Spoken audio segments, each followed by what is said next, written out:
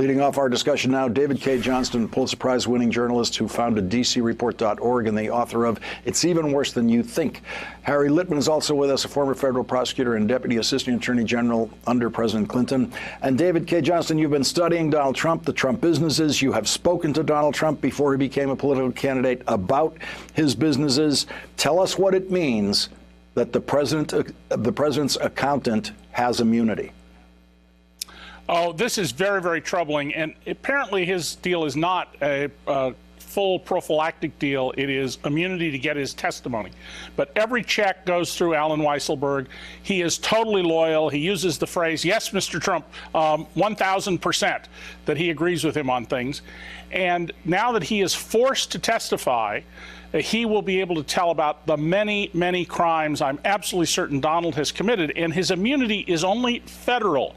That means that if Cy Vance, the Manhattan District Attorney, and Barbara Underwood, the New York Attorney General, pursue criminal cases against the Trump organization and the Trump children, as I think they should, his testimony can be used against him as well. And Harry Litman, if you've been in these situations where you're working on a prosecution and an investigation, and at some point you get the accountant on your side, what does that open up?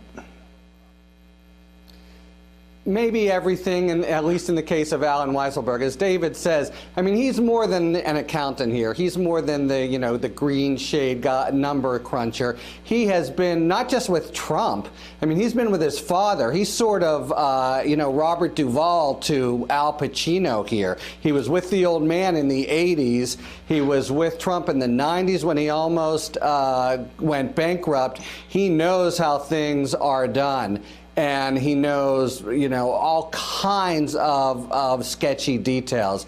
So this is huge, I would say. And the immunity, I mean, they would not be providing him immunity, given his prominence and the possibility that he would have criminal exposure, unless it were really important for the overall investigation and for bigger fish. And you can imagine who those bigger fish might be. Let's listen to what one Trump campaigner said during the presidential campaign about what it means if you are given immunity. When you are given immunity, that means that you've probably committed a crime. Harry Litman, did Michael Flynn have that reasonably correct?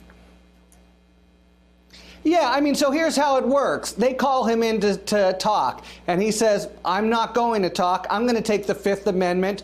Go ahead and prosecute me. And they could either prosecute him, as they would have. And by the way, you can be sure there's a whole kind of case file in a safe somewhere that they can still use against him if it happens, if they need it. Or they can give him immunity. And what that means is they can say to him, you talk to us. We will not prosecute you for anything having to do with the evidence you provide or any derived evidence from it. But now you have no more Fifth Amendment right because you're not going to incriminate yourself. We've promised you that you won't. Now you have to be an open book. And yes, he would be asking for it because he fears criminal liability, and they, in this case, would have been giving it to him, notwithstanding that they probably can make a criminal case against him because of the value he has to other targets. David, in the information that the prosecutors provided on the day Michael Cohen pleaded guilty, which was all the way back to Tuesday of this week. It seems like longer than that. They describe Alan Weisselberg very clearly committing a crime in those documents because he is the one who orders that the money be paid, the reimbursement money be paid to Michael Cohen, the money for Stormy Daniels, the $130,000 that Michael Cohen laid out for Stormy Daniels. Weisselberg orders it paid to Michael Cohen and paid in an amount that Michael Cohen will be restored a full $130,000 after he pays income taxes on the reimbursement money. So that reimbursement money ended up being $420,000 because they threw in a $60,000 bonus. It's all there in the prosecutor's description. And Weisselberg says in the emails that they have, put this down as legal expenses in the bookkeeping, and that means they took it as a tax deduction on federal returns and on state returns, and it wasn't legal expenses. No, and I'm sure that there are many, many examples like that where they have taken personal expenses, inappropriate expenses, and used them on the tax returns.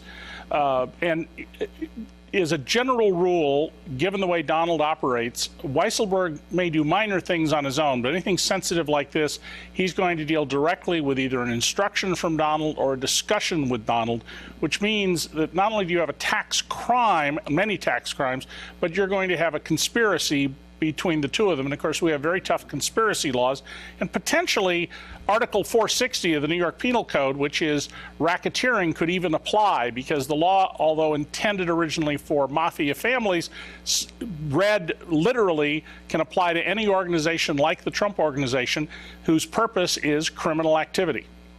And Harry, I'm sure you knew the day and a we quick heard... point, Lawrence, ahead. if I could, is just that there's a general, you may have heard, a general difficulty under New York law. They're trying to change it with double jeopardy. It specifically does not apply to tax violations. So in fact, they would be able to bring them in both a state and federal venue. I'm sorry. Yeah, it's a good point, but I think the audience can understand that very clearly, because everyone in the audience files both a federal tax return and a state tax return, and they are two completely different documents. And so if you do something wrong on each of those documents, those are two completely different crimes. And Harry, I just want to go to you on this point of when we heard the Alan Weisselberg's name on the audio recording that Lanny Davis released publicly on behalf of Michael Cohen, you had to know then that Alan Weisselberg was looking for an immunity deal or was next in line for the FBI to talk to. Definitely. So while he has tried to suggest through counsel that maybe he didn't know about this, you're exactly right. Cohen comes to Trump and he says, I'm going to set this up through Alan Weisselberg. So we know he's there at the inception. As David points out, that's the potential for conspiracy liability. Yeah, and again, like many of Trump's associates who've been with him forever, he's a man in his 70s. A criminal conviction on taxes might be equivalent to a life sentence. The pressure is enormous on both the federal and state side.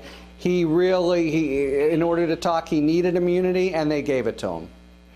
David Cay Johnston and Harry Litman, thank you both very much for joining us tonight. Really appreciate it. Thanks. Thanks for checking out our YouTube channel. Subscribe by clicking on the button below for more from The Last Word and the rest of MSNBC.